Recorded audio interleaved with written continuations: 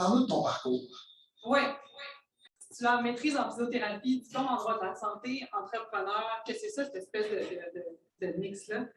Donc, c'est ça, moi, au départ, quand j'ai commencé mes études, je pensais vouloir devenir professeure, chercheur et clinicienne. Donc, faire bac, maîtrise, doctorat en physio, j'avais eu des expériences dans le domaine de la recherche et tout ça. Puis après avoir fini mes 4 ans et demi d'université pour être physiothérapeute, je me suis levé un matin et je me suis dit, ouais, c'est pas tout à fait ça que je veux faire dans la vie, je ne veux pas être physiothérapeute. Fait que là, vous imaginez une petite crise existentielle à dire qu'est-ce que je fais de ma vie. Et là, la vie m'a amenée à Sherbrooke pour commencer un diplôme en droit et politique de la santé. En commençant la première session, j'ai fait le droit, c'est pas tout à fait pour moi non plus. Deuxième crise existentielle en dedans d'un an, on s'entend que des fois ça achète un petit peu quelqu'un. Et c'est là j'ai eu une belle conversation avec un de mes amis qui me dit, il me semble que je te verrais comme partir ton entreprise. Il me semble que je te verrais créer tes choses, avoir ton café, t'aimes jaser avec le monde, t'es créatif. Je te verrais partir ça. Et là, moi, j'ai reçu cette idée-là, puis ça a résonné super fort dans moi, puis je me suis dit, mon Dieu, c'est excellent. Effectivement, je pourrais partir mon café, créer ma communauté, jaser avec les gens, puis je pourrais mettre de l'avant justement mes valeurs et ma couleur. En quoi ce que tu as vécu, appris dans le milieu académique, a contribué à, OK, là, on part d'une entreprise, from scratch? Oui, bien c'est sûr que j'avais eu justement des expériences en recherche. Donc, toute cette espèce de rigueur-là qui est liée au monde académique, de partir un projet de recherche, je dis, je pars avec des hypothèses, il faut que je les valide. Ça me donne des résultats, j'analyse, puis après, bon, on en discute, puis bon, on fait une conclusion à tout ça. Toute cette réflexion-là de rigueur, de persévérance, j'ai pris ça, puis quand je suis venue pour écrire mon plan d'affaires, je l'ai transféré directement dans l'entreprise. En fait, ça m'a vraiment amené l'espèce justement de rigueur, de dire, je veux partir un projet de recherche, ça ne se passe pas de même, ça peut se partir, c'est pas une table, une table un peu plus grande, un peu plus de structure. Donc, ça a amené tout ça. Puis la formation en physiothérapie avait amené tout ce qui était contact avec les gens, empathie, capacité à rentrer en relation également. Et comme toute bonne entrepreneur, je suis convaincu que tu as posé tes hypothèses, tu as défini ton marché, tu es allé valider avant de te lancer. Oui, mais tu vois, à cette époque-là, la validation a été plus ou moins faite. Comme je venais vraiment du monde académique, je m'étais dit, si ça marche en théorie, ça va marcher en pratique. C'est là où il y a eu un petit « ah, pas tout à fait ». J'avais fait une formation quand même en entrepreneuriat pour pouvoir monter mon plan d'affaires. Et j'avais écrit un super beau plan d'affaires, 96 pages, j'avais 3-4 pages de bibliographie, super bien référencée, mais je n'étais jamais allée valider sur le terrain, voir est-ce que je répondais vraiment à un besoin. Donc, j'étais à partir de ma tête, l'idée était bonne, j'ai fait un petit sondage sur Internet. Les gens étaient comme, oh, oui, ça a l'air le fun, ton projet, café végétalien et tout ça. Mais ensuite, quand j'ai ouvert le Virtuose, après 2 semaines d'ouverture, j'ai réalisé que les gens, en fait, dans ce coin-là, ils ne voulaient pas avoir un café avec des ateliers, des conférences, ils voulaient avoir un restaurant où ils pourraient manger des repas relativement rapidement sur l'heure du midi. En fait, ça répondait à un besoin de professionnels qui cherchaient un resto rapide, santé, pour le dîner. Et je veux dire, cette idée-là, l'ouverture, tu le vis comment? Bien, l'ouverture, je dirais la première semaine, je me suis dit, il faut que je me rende à Noël. J'ai ouvert le 27 septembre et là, ça a été complètement, quand tu te dis, OK, c'est parfait, je vais ouvrir de 8h à 6h, le close, j'avais déjà travaillé un peu en restauration, ça va me prendre 1 heure et tout ça, pour faire la vaisselle, passer la mop et tout. Puis là, tu te dis, en théorie, c'est ça que c'est censé être. Puis là, tu finis ta première journée d'ouverture et là, tu as de la vaisselle à la plonge à n'en plus finir. Il n'y a rien qui a été ramassé. Et là, tu te retrouves à minuit en train de laver la toilette, puis tu finis de passer la mop. Tu te dis, OK, il y a vraiment un gap qui se passe entre ce que je m'étais imaginé et ce qui se passe vraiment sur le terrain. Fait que la première semaine d'ouverture a été un petit peu chaotique, mais un beau chaos qui a amené des belles réalisations par la suite. L'expérience du démarrage, 3 ans de vie active en entreprise, comme chef d'entreprise, tes apprentissages principaux. Oui, je te dirais, un des premiers apprentissages, ça a été vraiment de développer une agilité. Il y a des gens que je connais ici qui ont des projets entrepreneuriaux. Moi, je te dis, je venais du monde académique, puis j'étais bien, en théorie, j'étais tout le temps bonne. Quand tu fais tout planifier, même au cégep, j'aimais ça, les problèmes qu'on faisait en physique, en chimie, où il y avait une bonne réponse. Tu travaillais, puis à un moment donné, tu arrivais à ça, tu avais la bonne réponse, ben, tu avais 100% l'examen. C'était noir ou blanc. Et là, quand j'arrive en entrepreneuriat, où c'est seulement des ondes de gris, puis même un arc-en-ciel de couleurs, surtout en restauration, il peut y avoir tellement de choses qui arrivent dans une journée. Tu as un employé finalement qui donne sa démission, tu trouves quelqu'un pour le lendemain, ton lave-vaisselle vient de briser, tu répares le lave-vaisselle pour le lendemain, il y a un dégât d'eau, ou finalement, la veille, tu n'avais personne dans ta salle à manger, tu te dis, je vais faire moins de bouffe, puis le lendemain, ben, c'est plein à craquer. Fait que c'est vraiment cette capacité-là à être capable de développer une agilité, à dire, ben, je reste dans le moment présent le plus possible, puis je vois comment je suis capable de faire avec ce qui se passe maintenant.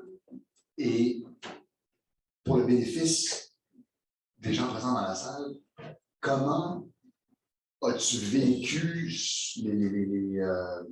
les obstacles du quotidien face à tes idéaux, qui étaient d'ouvrir un café végétalien pour l'environnement, pour le social? Comment tu as réussi à conjuguer les deux?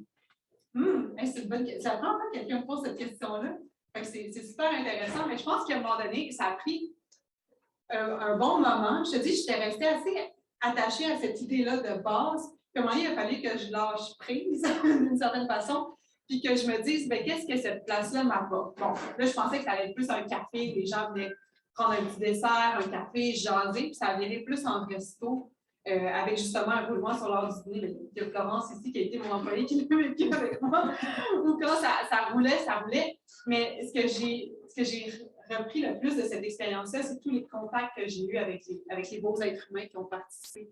Donc, au-delà de l'idéal, de la forme que ça avait, tu sais, je voulais un café, c'est devenu un resto, ça a été toutes les conversations, toutes les conversations que j'ai eues avec mes employés à la plonge, ou quand on s'assoyait et qu'on prenait un verre de kombucha à la fin de la journée, quand ça roulait, puis on était comme, moi j'étais plus au service, puis on arrivait en cuisine, puis on disait, OK, gang, comment on peut vous aider? Toute cette convivialité-là, cette familiarité-là, c'est ça qui me nourrit le plus. Donc, vraiment, les rapports humains, au-delà de l'idéal que j'avais de créer justement un café végétalien et tout ça. Ouais. Après l'expérience du virtuose, retour dans le milieu académique. Oui, c'est là qu'on s'est retrouvés. C'est là qu'on a fait connaissance, exactement. Et ton rôle va être d'accompagner des projets entrepreneuriaux. Ouais. On t'écoute. Oui, bien c'est ça, c'est sûr que là, on s'entend, je venais du monde académique. Là, j'ai eu l'expérience entrepreneuriale, fait que j'ai vraiment vécu l'espèce de fossé entre la théorie, ce qui se passait dans ma tête, comment tu vis au quotidien. Puis là, quand je suis arrivée justement à l'université, faire plus coaching entrepreneurial, bien, c'est là où tu te dis, OK, comment, oui, il y a de la théorie, parce qu'il y a une bac en entrepreneuriat à l'université, il y a quand même de la théorie quand tu pars une entreprise, la fiscalité, il y a des choses légales et tout ça, mais il y a des choses qui se vivent seulement sur le terrain. Justement, quand tu arrives et tu as signé un bail commercial, bien, comment tu deals avec le propriétaire du local, avec les avocats, quand tu dois embaucher des employés, quand des fois il faut que tu congédies malheureusement les employés, quand tu as des enjeux avec les fournisseurs. Fait que toute cette expérience-là de terrain amène, quand on fait du coaching, amène une expérience de vie, en fait, qu'il n'y a aucun livre qui va pouvoir te dire, il peut te donner une marche à suivre sur comment congédier un employé quand ça ne va pas du tout. Fait que quand tu arrives pour le faire, tu as le cœur qui pompe, puis là, tu es rouge, puis tu ne te sens pas bien. Bien, c'est seulement l'expérience terrain qui va t'amener à ça. C'est vraiment ça que ça va. Et cette aventure d'accompagnement entrepreneurial, tu l'aimes à poursuivre? Mais là, tu vois, Claude-André, j'ai commencé à parler avec le fait d'être entrepreneur cet été. Ouais. Même quand j'avais le resto, les gens disaient « Wow, t'es entrepreneur! » Je disais « Non, c'est pas vrai. J'ai une entreprise, je ne suis pas entrepreneur. » Quand je suis retournée travailler à l'université, je me dis « Yes, enfin un salarié, un salaire qui rentre aux 2 semaines, stabilité d'emploi. » Cet été, j'ai fait « Émilie, tu es entrepreneur dans l'âme. Je suis quelqu'un qui a plein de projets tout le temps. » Qui a envie de mettre ça en place, c'est de dire, bon, bien, dans le fond, un entrepreneur, c'est quelqu'un qui a une idée, qui a un idéal, qui a quelque chose qu'il veut matérialiser et qui utilise l'entrepreneuriat comme moyen. Comme il y a d'autres moyens qui existent aussi. Mais moi, c'est l'entrepreneuriat que j'utilise comme moyen pour mettre au monde ces idées-là. Donc, maintenant, je peux dire, haut et fort, je suis entrepreneur. Je l'assume. Coming out! Pour le bénéfice des auditeurs, Ouais. des spectateurs, on est live. Trop d'enseignements en ligne depuis 2 ans, mais vous me pardonnerez. Les prochains projets? Prochain projet. Hey, là, c'est ma plug. C'est beau. Oui. Yes. Oui, donc le Virtuose a fermé en mai 2019.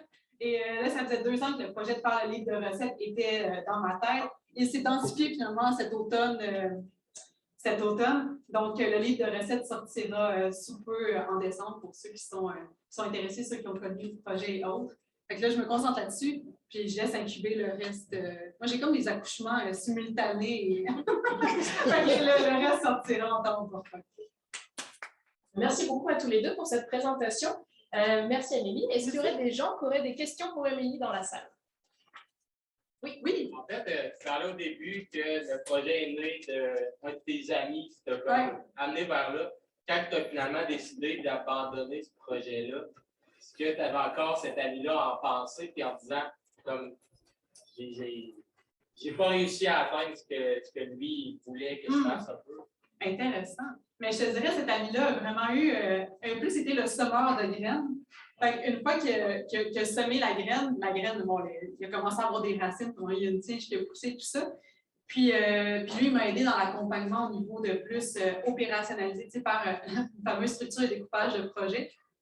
Oui, je pense à toi, Vincent Daniel, la fameuse SDP qu'on voit à l'école. Donc, de vraiment faire, donc de mettre toutes les étapes en place pour mettre le projet. Donc, il m'a aidé là-dedans, mais une fois que ça a été fait, il a comme lâché. Il a dit, c'est correct, tu as une tige, tu as des feuilles, c'est à toi de faire tes fleurs, de faire tes fruits. Fait que quand je suis arrivée pour finalement finaliser le projet parce que j'étais rendue ailleurs dans ma vie, ben lui, il a fait, ben, c'est ça que tu veux, parfait. C'est vraiment été, des fois, c'est ça qui arrive, les messages viennent par d'autres mondes, par des amis, qui disent, c'est une bonne idée, il va le faire. Fait qu'il a été vraiment fait. Est-ce qu'il y a d'autres questions dans l'auditoire? Non? Ben, s'il n'y en a pas, je vais encore une fois vous demander de remercier Émilie pour cette super présentation. Je remercie pour l'envie d'accepter la dernière minute. Avec plaisir. Très bel échange en tout cas. Merci beaucoup. Merci beaucoup.